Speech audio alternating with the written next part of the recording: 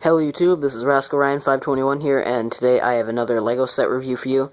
Today it is of set 10226, called the Sopwith Camel. Recommended ages 14 and up, 883 pieces, and retails for $100, or I believe it's $100. I got this for my birthday, so I'm not entirely sure, but I'm pretty sure it's $100. I read up on it before I did the review, so, yeah, there's a little bit I got a lot to show, so I'm just going to get started with the review right away.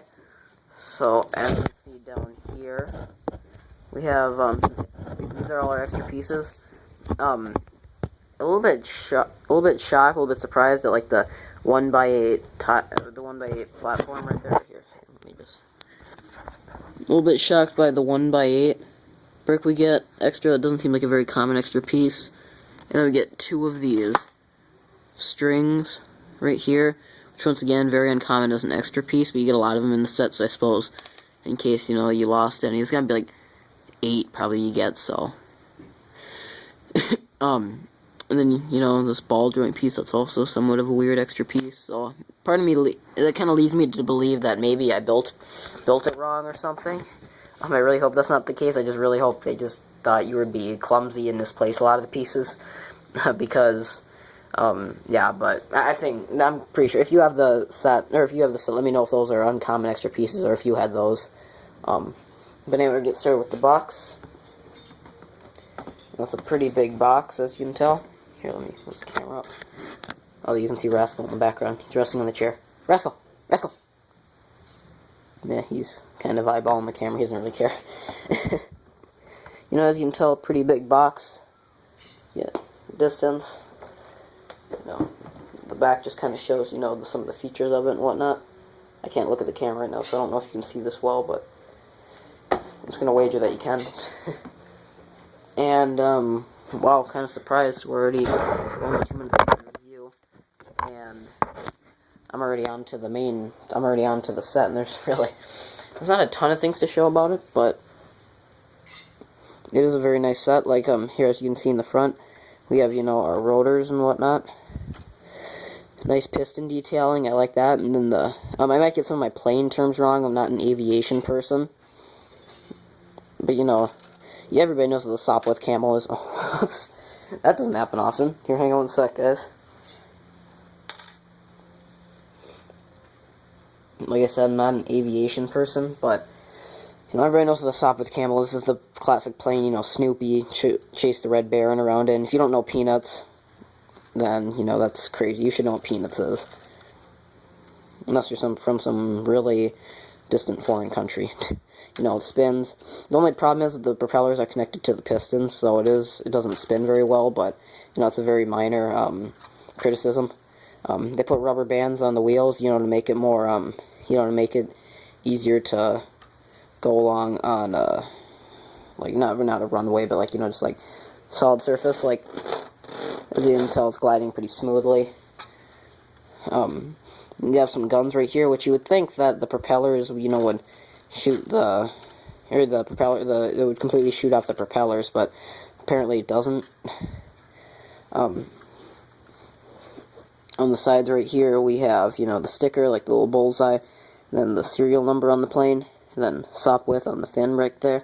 Then the American flag, you know, the fin or whatever it's called, spins. Same thing on this side, all the same stickers. And as you can see, we have the strings connecting the back flaps. There's the bottom.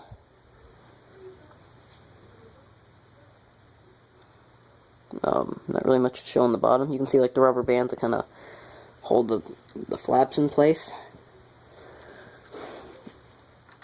And on the top right here, you can see we have some nice tile detailing along right here. Then you can see more of the strings that connect the front flaps.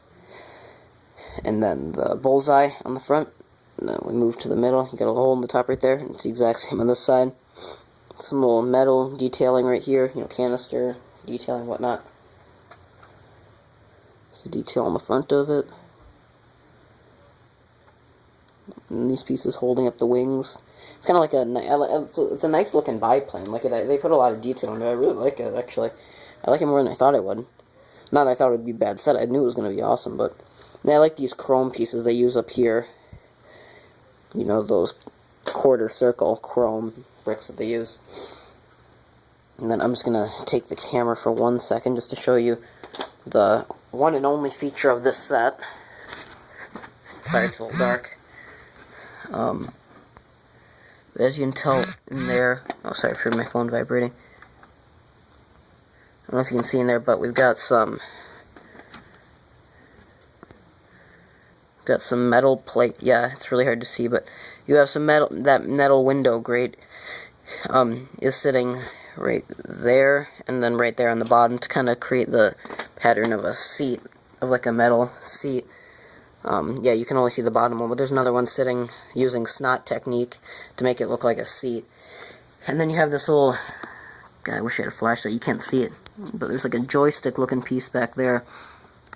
And the thing I like is when you move, the cool function they have, when you move it side to side, as you can tell, the front flaps, you know, as you can see, the front flaps move, like, they move the opposite direction, and that's nice. And then when you move it back and forth, the back flaps move, and I think that's really cool.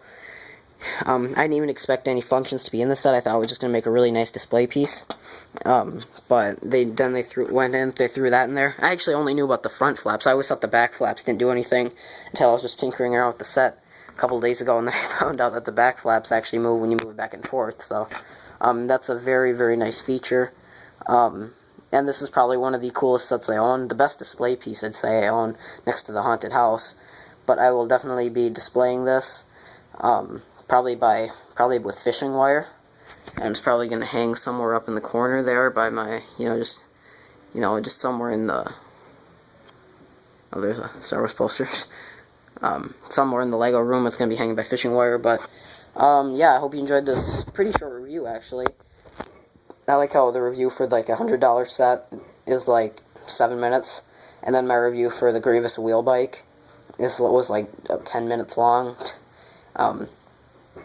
But you know, the other sets have minifigures to show and whatnot, and this set is just pretty self-explanatory. This isn't really a set you have to explain many things. There's not many features to show off. It's just kind of a nice display piece. But anyway, yeah, comment, rate, subscribe, and see you later, guys. Bye.